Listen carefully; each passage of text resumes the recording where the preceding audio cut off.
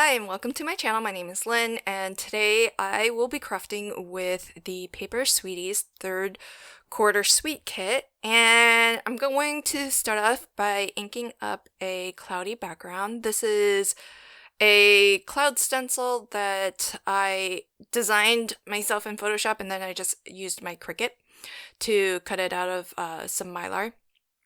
And so I think I'm using tumbled glass Distress Oxide ink. That's sort of my go-to for a kind of bright sunny day, kind of sky background.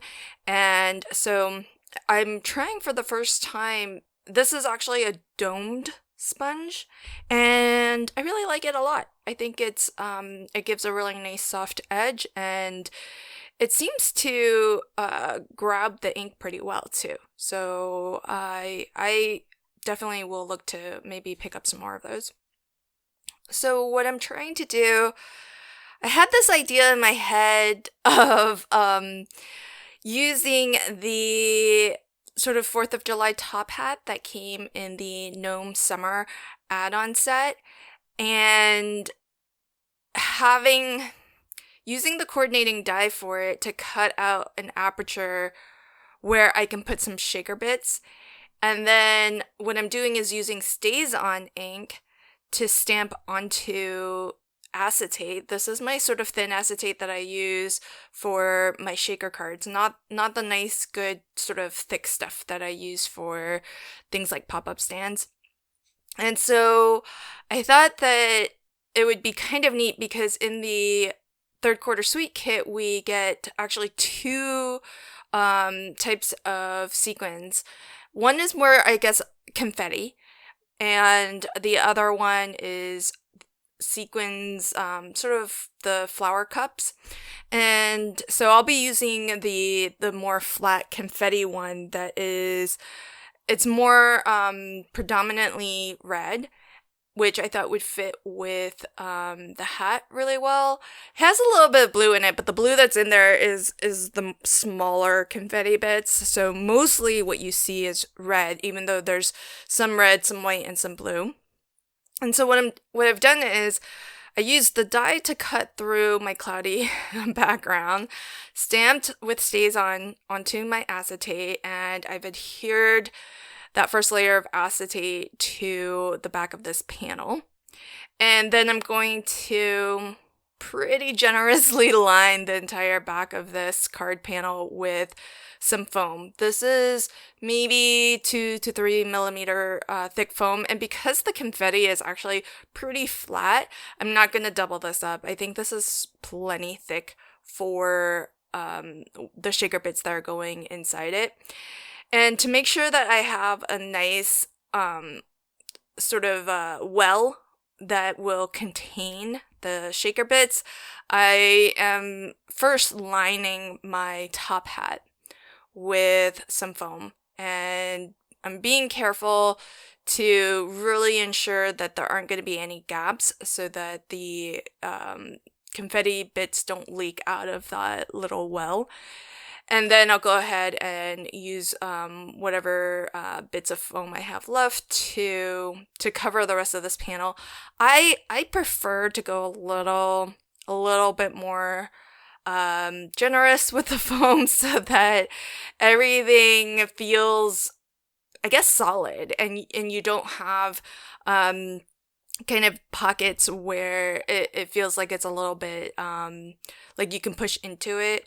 So that's why I prefer to, I'm not trying it for 100% coverage, but as you can see, I am pretty much covering, I would say, 95% of this. And in these smaller areas, it's kind of nice to kind of squeeze in little leftover bits wherever I can, just to use up everything.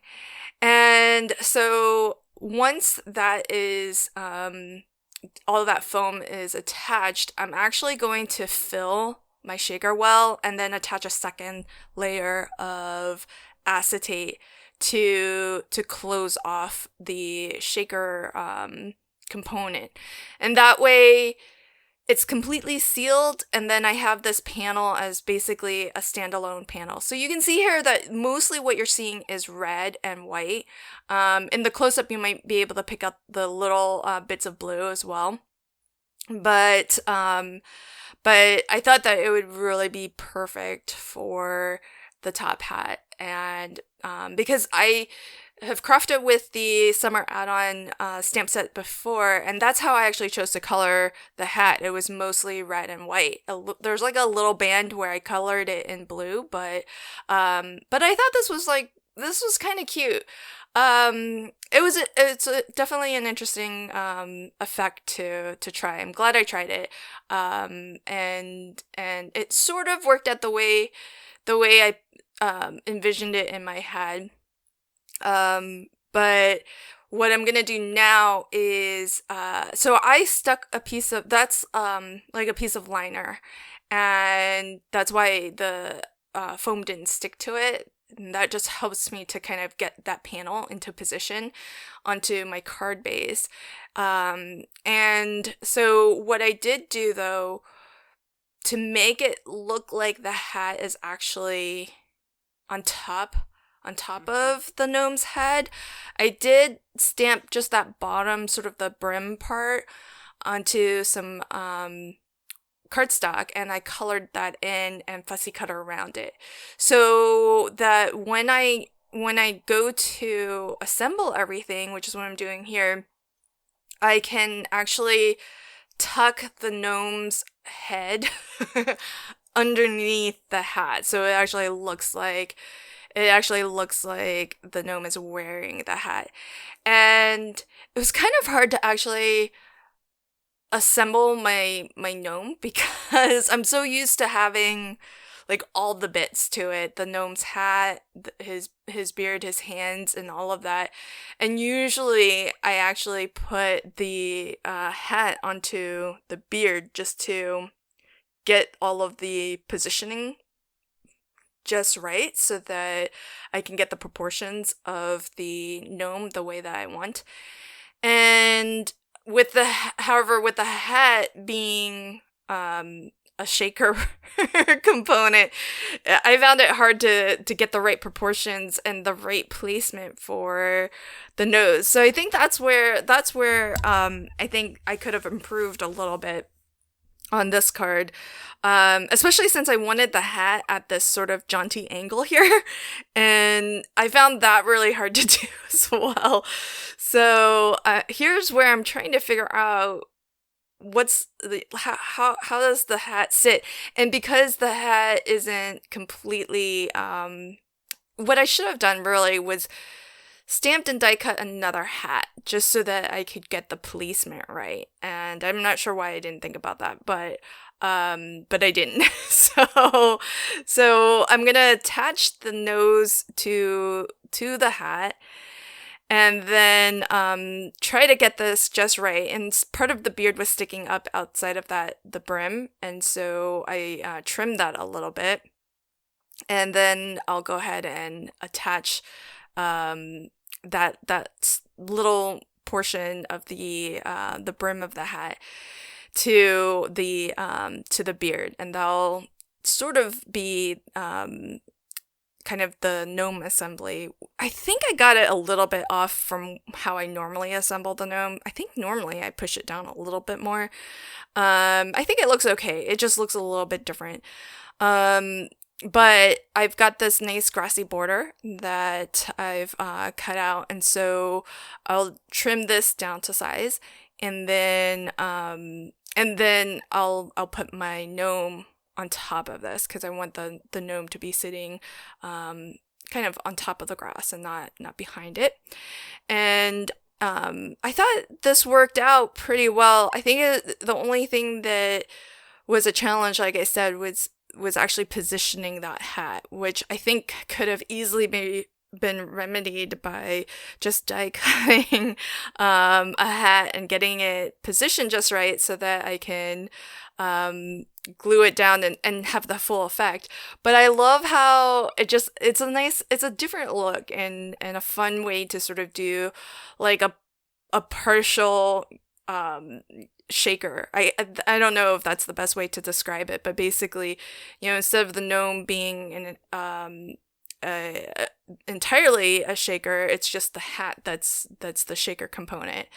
And the last thing that I need to do is add a fun little sentiment, and this of course will be a 4th of July card. I know we're past 4th of July, but the stamp set's really very versatile because you can have 4th of July, but you can also have a lot of fun summer, beach, just relaxing kind of sentiments as well. So super, super versatile, lots of fun.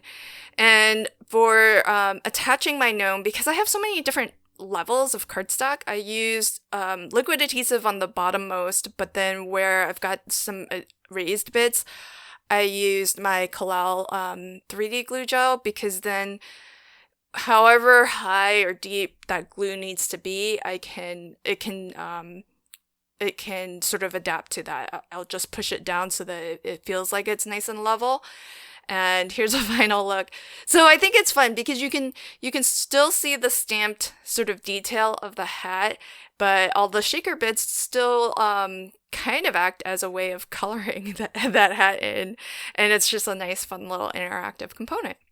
I hope that you enjoyed this card, and if you did, please consider liking, commenting, and sharing. And if you want to subscribe to my channel and ring the notification bell, you'll be notified whenever I post new videos to my channel. Thanks so much. Until next time, happy crafting and have a fantastic day. Bye.